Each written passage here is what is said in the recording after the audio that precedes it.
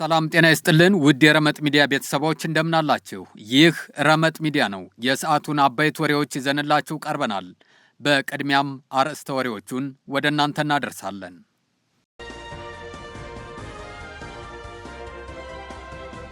አንድ 104 የፖሊስ አባላት ከስራ ተሰናብተዋል ተባለ።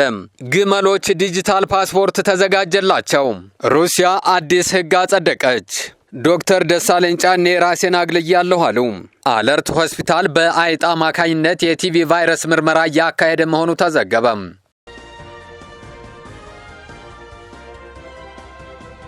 ወደ ዝርዝሩ እናልፋለን። እስከ ዝግጅታችን ፍጻሜ ድረስ ቆይታችሁን ከኛ ጋር እንድታደርጉ በአክብሮት እንጋብዛለን። ላይክ፣ ሼር እና ሰብስክራይብ እያደረጋችሁ አብራችሁን ቆዩ።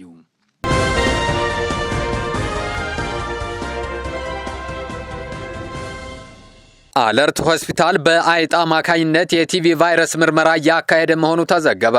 አይጥን ተጠቅሞ አክታን በማሽተት በደቂቃዎች ልዩነት ቲቪ ቫይረስ ያለበትን ሰው የመለየት አገልግሎት እየሰጠ መሆኑን አለርት ሆስፒታል አስታወቀም። በሆስፒታሉ የቲቪ ምርምር ክፍል ኃላፊ ዶክተር ንጉሴ በየነ ለኢትዮጵያ ፕሬስ ድርጅት እንደገለጹት በቴክኖሎጂ የታገዘ የሕክምና አገልግሎትን በማዘመን በአፖፖ አይጦች የታገዘ የቲቪ ቫይረስ ምርመራ በስራ ላይ እየዋለ ነው። በአርማወር ሃንሰን የምርምር ማዕከል 5 የአፖፖ አይጥ ዝርያዎች መኖራቸውን ጠቅሰው አክታን በማሽተት ቲቪ ቫይረስ ያለበትን ሰው በደቂቃዎች ልዩነት እየለዩ እንደሚገኝ ተገልጿል። እስከ 2 ሰዓት የሚፈጀውን በአጉሊ መነጽር የሚታገዘውን የቲቪ ቫይረስ ምርመራ አይጦቹ በደቂቃ ልዩነት የተጠርጣሪውን የአክታ ናሙና በማሽተት ቫይረሱ እንዳለበትና እንደሌለበት ይለያሉ ብለዋል። አይጦቹ ይህን ብቃት ያዳበሩት ተወልደው አይናቸው ከበራ ከ5 ሳምንት በኋላ ለ9 ወራት በታንዛኒያ ስልጠና ወስደው መሆናቸውን በመግለጽ አስፈላጊውን ፈተና ከወሰዱ በኋላ ቲቪ ቫይረስን የመለየት ተግባር ላይ መሰማራታቸውን አስረድተዋል። አይጦቹ የአክታ ናሙናን አሽትተው አንድ ተጠርጣሪ ቫይረሱ ካለበት በጣቶቻቸው መላልሰው በመቦጫጨር ቫይረሱ እንዳለበት ያሳያሉ ያሉት ኃላፊው ተጠርጣሪው ቫይረሱ ከሌለበት ደግሞ አክታውን ካሸተቱ በኋላ ሳይቧጭሩ በማለፍ የመለየት ስራቸውን የሚያከናውኑ ይሆናሉ ነው የተባለው። የሕክምና ባለሙያዎቹ ሂደቱን በመከታተል ቫይረሱ የተገኘበትን ተጠርጣሪ መድኃኒት እንዲጀምር እያደረጉ መሆኑም ተገልጿል። አገልግሎቱ ከተጀመረ ጊዜ አንስቶ ከአዲስ አበባ ጤና ጣቢያዎች የተወሰዱ 170 ሺህ የአክታ ናሙናዎች ውስጥ 3000 ቫይረሱ በውስጣቸው እንዳለ በአፖፖ አይጦች መረጋገጡን ተናግረዋል። አይጦቹ 1.5 ኪሎ ግራም የሚመዝኑ ሲሆን እስከ 8 ዓመት ዕድሜ እንደሚኖሩ ጠቅሰው የአንድ አፖፖ አይጥ ዋጋ 5000 ዩሮ እንደሆነም ገልጸዋል። 5ቱም አይጦች በእርዳታ መልክ ከቤልጅየም ግብረሰናይ ድርጅት የተሰጡ እንደሆነና በቅርብም 5 ተጨማሪ የአፖፖ አይጦች ወደ ሀገር ውስጥ እንደሚገቡ ጠቁመዋል።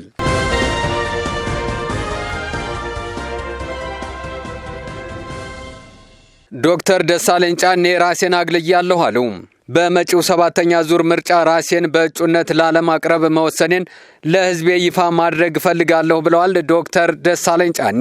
የአማራ ብሔራዊ ንቅናቄ አብን አባሉና የፓርላማ ተወካይ የሆኑት ዶክተር ደሳለኝ ጫኔ በ7ኛው ዙር ምርጫ እንደማይካፈሉ አስታወቁ።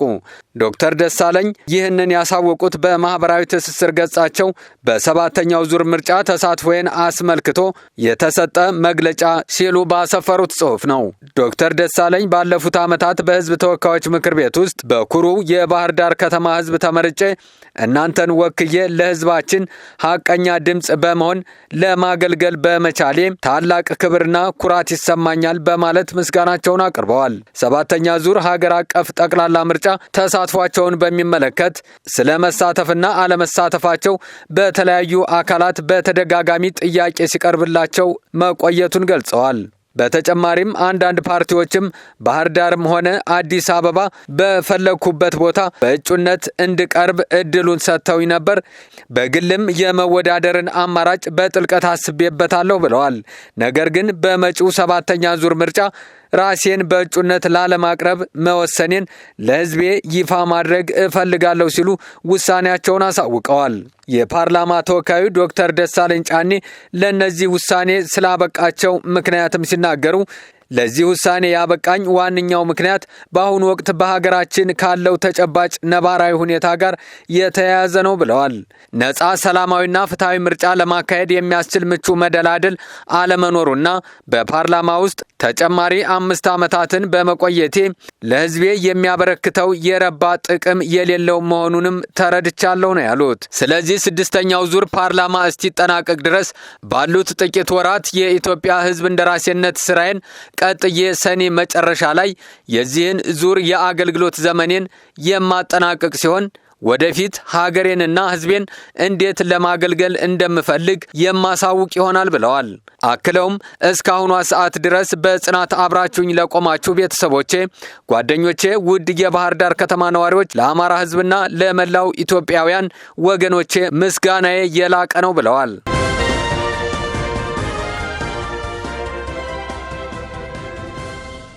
ሩሲያ አዲስ ሕግ አጸደቀች። የሩሲያው ፕሬዝዳንት ቭላዲሚር ፑቲን በሀገሪቱ የሚገኙ ትራንስጀንደር ግለሰቦች ሕፃናትን በጉድፈቻም ሆነ በሞግዚትነት እንዳያሳድጉ የሚከለክለውን አዲስና ጠንካራ ሕግ በይፋ ፈርመው አጸደቁም። ይህ ውሳኔ ሞስኮ ባህላዊ የቤተሰብ እሴቶችን ለመጠበቅ በሚል ከወሰደቻቸው ተከታታይ እርምጃዎች መካከል ዋነኛው ሆኖ ተመዝግቧል። ይህ አዲስ ድንጋጌ በሩሲያ ምድር ጾታን ለመቀየር የሚደረጉ ማንኛውንም አይነት የሕክምና ሂደቶች፣ የቀዶ ጥገናና የሆርሞን ሕክምናዎችን ሙሉ በሙሉ ያግዳል። በተጨማሪም ግለሰቦች በመንግስት መታወቂያ ሰነዶቻቸው ላይ ጾታቸውን መቀየር የማይችሉ ሲሆን ከዚህ ቀደም ጾታቸውን ቀይረው ትዳር የመሰረቱ ግለሰቦች ጋብቻም በሕግ ፊት ተቀባይነት እንደሌለውና እንደሚፈርስ ተደንግጓል። የሕጉ ተጽዕኖ በሩሲያ ዜጎች ላይ ብቻ የተገደበ አይደለም። ጾታ መቀየርን በሕግ የሚፈቅዱ የውጭ ሀገር ዜጎች ከሩሲያ ልጆች በጉድፈቻ እንዳይወስዱ በቋሚነት እገዳ ተጥሎባቸዋል። የሩሲያ ባለስልጣናት ይህንን እርምጃ ከምዕራባውያን አጥፊ ተጽዕኖችና ከተፈጥሮ ውጭ ከሆነ አስተሳሰብ ሕፃናትን ለመታደግ የተወሰነ ወሳኝ እርምጃ ነው ሲሉ ተከራክረዋል። በሌላ በኩል ዓለም አቀፉ የሰብአዊ መብት ተሟጋች ድርጅቶች ሕጉ አድሏዊ፣ ጭካኔ የተሞላበትና የዜጎችን መሰረታዊ የጤናና የመኖር መብት የሚጋፋ ነው ሲሉ አጥብቀው ተቃውመዋል። ሩሲያ ከዚህ ቀደም የኤልጂቢቲኪው ፕላስ ንቅናቄን አክራሪ ድርጅት በሚል መፈረጇ የሚታወስ ሲሆን ይህ አዲስ ሕግ በሀገሪቱ ያለውን የሰብአዊ መብት አያያዝ ይበልጥ ጥያቄ ውስጥ ከቶታል ተብሏል።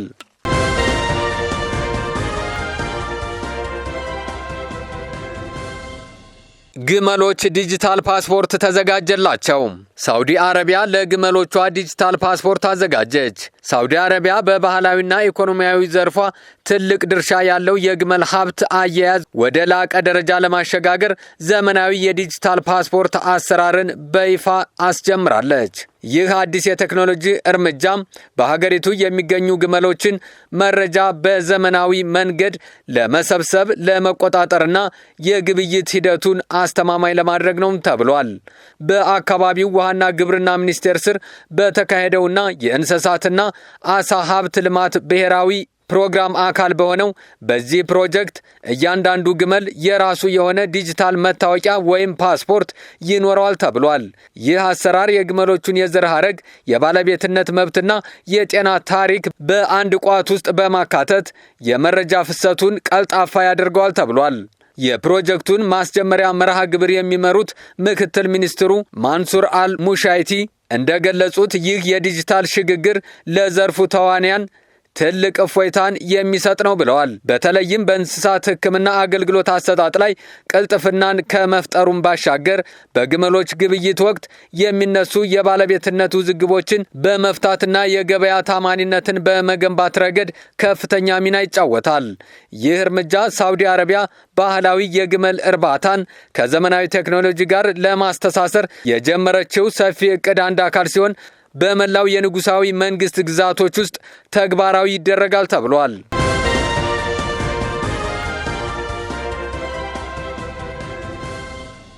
104 የፖሊስ አባላት ከስራ ተሰናብተዋል ተባለ። አዲስ አበባን የሚመጥን ዘመናዊና ታማኝ የፖሊስ ኃይል ለመፍጠር ጥረት እያደረገ መሆኑን የሚገልጽ ሪፖርት ለአዲስ አበባ ምክር ቤት ያቀረበው ኮሚሽኑ ፖሊስ የህዝብ አለኝታ እንጂ ስጋት መሆን የለበትም በሚል መርህ ባለፉት 6 ወራት ብቻ 104 የፖሊስ አባላት ከስራ ተሰናብተዋል። እነዚህ አባላት በተደጋጋሚ ምክርና ተግሳጽ ተሰጥቷቸው ሊታረሙ ባለመቻላቸው በስነ ምግባር ብልሽትና በሰብአዊ መብት ጥሰት እጃቸው የተገኘባቸው ናቸው ተብሏል። ሪፖርቱን ያቀረቡት ኮሚሽነር ጌቱ አራጋው ከህዝብ አገልግሎት በተቃራኒ የቆሙትን አንታገስም የሚል ግልጽ መልእክት ማስተላለፋቸው ተዘግቧል።